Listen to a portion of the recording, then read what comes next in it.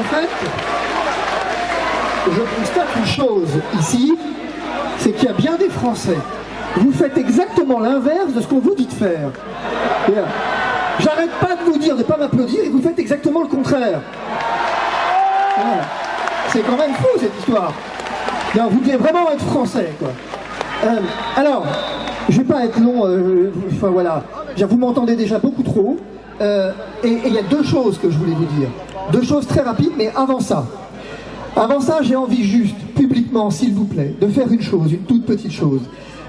Ce combat est le mien, il est le vôtre, mais il est aussi celui d'une famille, de ma famille qui accepte beaucoup de sacrifices dans cette histoire depuis 18 mois, et plus particulièrement depuis quelques mois, et je voudrais vraiment rendre un hommage appuyé à Claire, qui est ma réalisatrice, qui est mon épouse, l'amour de ma vie, et qui, voilà.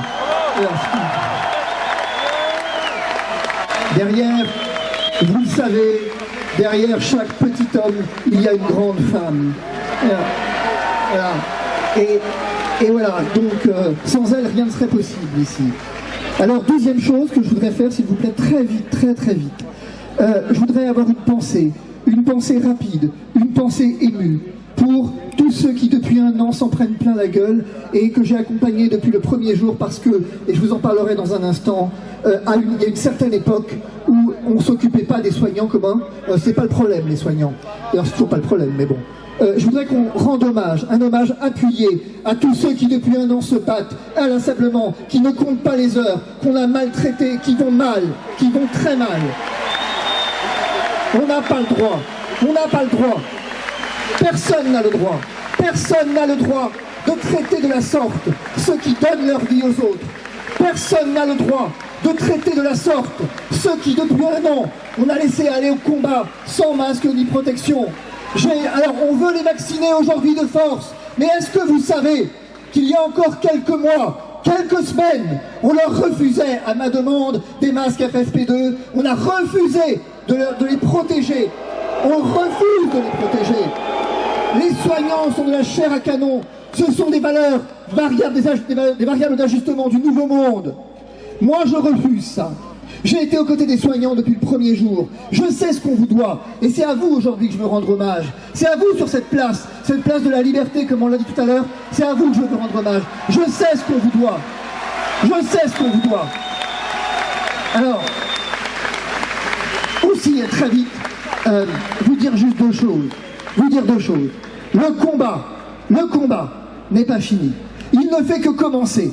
Faites-moi confiance, il ne fait que commencer. Le 12 juillet, Emmanuel Macron a déclaré officiellement, solennellement la guerre à la France. Eh bien, nous allons faire la guerre. Il n'y a aucun problème. Nous allons faire la guerre. Puisqu'Emmanuel Macron veut la guerre, nous ferons la guerre. Il n'y a aucun problème. Aucune difficulté. Absolument aucune. Et nous nous battrons avec les armes de la connaissance. Nous nous battrons avec les armes de la démocratie.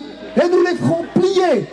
Il n'est pas question que nous acceptions une société fondée sur la discrimination, d'une part. Et d'autre part, il n'est pas question que le secret médical, à valeur absolue, soit encore une variable d'ajustement. Et je pense ici